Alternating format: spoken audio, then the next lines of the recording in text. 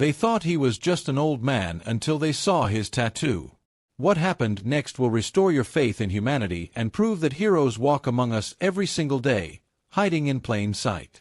This is the incredible true story of how one man's past saved dozens of lives in the most unexpected way possible, and why you should never judge someone by their appearance. From a quiet coffee shop in downtown Seattle to a moment that changed everything, this story will leave you speechless and remind you that courage comes in all forms, even when it's wrapped in weathered skin and humble clothes. But before we continue with this amazing story, I want you to do something for me. Take a moment right now and comment below where you're watching this video from. I read every single comment, and I love connecting with viewers from all corners of the globe. And if you're new here, hit that subscribe button because stories like this one are exactly what we're all about on this channel. Trust me, you won't want to miss what happens next. It was a Tuesday morning in September, and the Pike Place Coffee House was buzzing with its usual crowd of commuters, tourists, and locals grabbing their morning fix. Behind the counter, 73-year-old Frank Morrison moved with the practiced ease of someone who had been serving coffee for the better part of a decade. His weathered hands worked the espresso machine with surprising grace, and his gentle smile had become as much a part of the morning routine as the caffeine itself for hundreds of regular customers. To most people, Frank was exactly what he appeared to be: a kind, elderly man who had found purpose in his golden years by taking a part-time job at a local coffee shop. His silver hair was always neatly combed, his uniform pressed and clean, and his demeanor so humble that customers often found themselves sharing their life stories with him over steaming cups of coffee. He remembered everyone's usual order, asked about their families, and had become the unofficial grandfather figure of the neighborhood. But Frank Morrison was carrying a secret that nobody in that coffee shop could have imagined. Beneath his rolled-up sleeves, hidden by the long-sleeved shirts he wore even on the warmest days, was a tattoo that told a story of extraordinary courage and sacrifice. It was a simple design, really, just a series of numbers and symbols that most people wouldn't think twice about. But those numbers represented something that would soon prove to be the difference between life and death for dozens of innocent people. The morning started like any other. Frank arrived at 5:30, just as he had every day for the past 8 years. He unlocked the door, turned on the lights, and began the familiar ritual of preparing the shop for another day. The coffee grinder hummed to life, the espresso machine hissed and steamed, and the sweet aroma of fresh coffee began to fill the air. By 6 o'clock, the first customers were already forming their usual line, clutching their phones and yawning away the last remnants of sleep. That's when everything changed. At exactly 6:15, 3 men walked through the front door. They weren't dressed like typical morning customers. They wore heavy coats despite the mild weather, their faces were tense, and their eyes darted around the room in a way that immediately set Frank's instincts on high alert. These weren't people looking for coffee. The way they moved, the way they positioned themselves, the way the last man through the door subtly blocked the exit, Frank had seen this before. Not here, not in this peaceful coffee shop, but in a place far away and long ago where such movements meant something very different and very dangerous. The lead man approached the counter, and Frank noticed his hands were shaking slightly. Not from nervousness, but from something else. Something that Frank recognized from his past life, from a time when he had been trained to notice these exact details. The man's pupils were dilated, his breathing was shallow and rapid, and there was a wild look in his eyes that Frank had seen before in desperate people who had nothing left to lose. "Give me everything in the register," the man said quietly, his voice barely above a whisper. "Don't make any sudden moves, don't press any alarms, and nobody gets hurt." The coffee shop, which had been filled with the comfortable chatter of morning conversation, suddenly fell silent. Customers froze with their cups halfway to their lips. The young mother in the corner instinctively pulled her toddler closer. The businessman by the window slowly set down his newspaper. Everyone could sense that something was terribly wrong, but nobody knew what to do. Frank looked at the man's face, then at his 2 accomplices who had spread out to cover the room. He noticed the bulge in the first man's jacket pocket, the way the second man kept his hand inside his coat, the way the third man's eyes never stopped moving. These weren't amateur criminals. They were organized, desperate, and dangerous. For a moment, Frank considered simply complying. He could open the register, hand over the money, and hope they would leave without hurting anyone. It would be the safe thing to do, the sensible thing to do. After all, he was 73 years old, and these were young men with weapons and nothing to lose. But then Frank saw something that changed everything. In the corner of the shop, partially hidden behind a display of coffee mugs, was a group of teenagers who had stopped in before school. They couldn't have been more than 16 or 17 years old, and they were huddled together in terror, their faces pale with fear. One of them, a girl with dark hair and frightened eyes, reminded Frank of his own granddaughter. That's when Frank made a decision that would change everything. Instead of reaching for the register, he slowly began to roll up his sleeves. The tattoo that was revealed told a story that nobody in that coffee shop could have expected. It wasn't just any tattoo. It was a series of numbers and symbols that identified Frank Morrison as a decorated veteran of the United States Army Special Forces. The numbers were his unit designation, his rank, and his years of service. The symbols represented missions completed, lives saved, and a level of training that most people couldn't even imagine. Frank Morrison wasn't just a coffee shop employee. He was a retired Green Beret who had served 3 tours of duty in Vietnam, 2 in Afghanistan, and 1 in Iraq. He had been trained in advanced combat techniques, psychological warfare, and crisis management. He had led rescue operations in hostile territory, disarmed bombs under enemy fire, and saved countless lives in situations that would have broken most people. But more than that, Frank had been trained to recognize exactly what he was seeing in these 3 men. The signs were all there: the desperation, the poor planning, the fact that they had chosen a crowded coffee shop in broad daylight. These weren't professional criminals. They were addicts, probably desperate for money to feed their habit, and that made them infinitely more dangerous because they had nothing to lose and everything to gain. As Frank slowly revealed his tattoo, something remarkable happened. The lead gunman's eyes widened as he recognized what he was seeing. He might have been desperate, but he wasn't stupid. He knew what those symbols meant, and he knew that the harmless old man behind the counter had just become the most dangerous person in the room. "You don't want to do this," Frank said quietly, his voice carrying authority that hadn't been there moments before. "Look around this room. Look at these people. They're not your enemy. They're just trying to start their day, just like you used to do before whatever brought you here today." The tension in the room was palpable. Everyone could sense that something fundamental had shifted, but most of them didn't understand what. They just knew that the gentle old man who remembered their coffee orders had somehow become someone else entirely. Frank continued talking, his voice calm and steady. "I can see it in your eyes, son. You're not a killer. You're scared, you're desperate, and you think this is your only way out. But let me tell you something about desperation.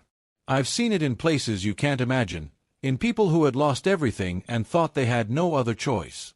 And you know what I learned? There's always another choice. Always." The second gunman shifted nervously, and Frank's eyes immediately locked onto him. "Don't," Frank said simply. "Don't make this harder than it needs to be. You came here for money, not to hurt people. The money isn't worth it. Whatever you're going through, whatever brought you to this moment, it's not worth throwing your life away and taking innocent people with you." What happened next was something that everyone in that coffee shop would remember for the rest of their lives. Frank slowly reached under the counter, not for a weapon or an alarm, but for his wallet. He pulled out a business card and placed it on the counter. "This is the number for the Veterans Crisis Line," he said. "But more than that, it's my personal number written on the back. I want you to take this, and I want you to call me tomorrow. Not because I'm trying to trick you or turn you in, but because I recognize something in you that you might not even see in yourself." The lead gunman's hand was shaking now, and Frank could see tears forming in his eyes. "You remind me of a young soldier I knew once," Frank continued. "He was about your age, scared, far from home, and convinced that he had no future. He thought the only way out was to end it all, to give up and let the darkness win. But someone took the time to show him that there was another way, that his life had value, that he mattered." Frank paused, letting his words sink in. "That soldier was me, 45 years ago. And the man who saved my life was a sergeant who could have just done his job and walked away. But he didn't. He saw something in me worth saving, and he made the choice to act on it." The entire coffee shop was silent now, holding its collective breath. The young mother was crying quietly, still holding her child. The businessman had set down his phone and was watching with tears in his eyes. Even the teenagers in the corner seemed to understand that they were witnessing something extraordinary. "I'm not asking you to become a soldier," Frank said. "I'm not asking you to be something you're not. I'm just asking you to be brave enough to accept help when it's offered. Because that's what real courage is. Not the absence of fear, but the willingness to keep going despite it." The lead gunman looked at his accomplices, then back at Frank. Slowly, very slowly, he reached out and took the business card. "Why?" he asked, his voice barely audible. "Why would you help us after what we just tried to do?" Frank smiled then, the same gentle smile that had greeted thousands of customers over the years. "Because someone helped me once when I needed it most.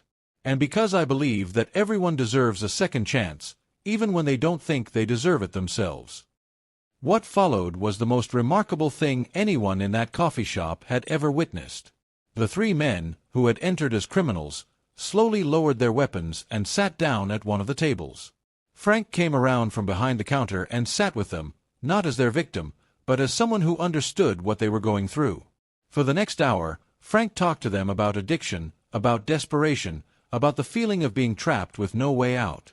He shared his own story of coming home from war, of struggling with nightmares and flashbacks, of feeling like he didn't belong in the world anymore. He told them about the dark period in his life when he had considered ending it all, and how one person's kindness had changed everything. The police arrived eventually, called by a customer who had managed to slip out during the conversation. But instead of finding a hostage situation, they found something unprecedented: three men voluntarily surrendering their weapons and asking for help. The lead gunman, whose name was Michael, had been struggling with heroin addiction for 2 years. The other two, brothers named Jake and Tommy, had been trying to help their friend get clean but had gotten caught up in his desperation. Frank didn't press charges. Instead, he used his connections from his military service to get all three men into a rehabilitation program. He visited them every week, brought them books, and reminded them that their lives had value. Michael later said that Frank's words that day had saved his life, not just from prison, but from the darkness that had been consuming him for years. The story could have ended there, but Frank Morrison wasn't finished. The incident had revealed something about himself that he had been hiding for years. He realized that his experiences, his training, and his compassion were gifts that he had been underusing.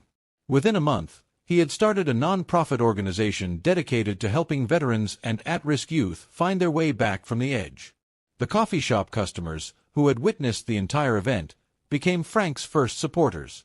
They spread the word about what had happened, about the man who had chosen compassion over conflict, understanding over judgment.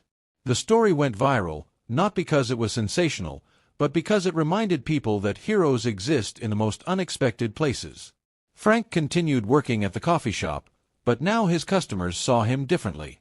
They saw the tattoo that he no longer bothered to hide, and they understood that the man who remembered their coffee orders had once been someone who had risked his life to protect strangers in foreign lands. But more than that, they saw someone who had chosen to continue serving others in whatever way he could. Michael, Jake, and Tommy all successfully completed their rehabilitation programs. Michael became a counselor himself, helping other addicts find their way to recovery.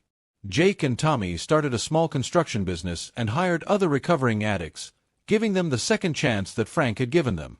All three men stayed in touch with Frank, calling him not just their savior, but their friend.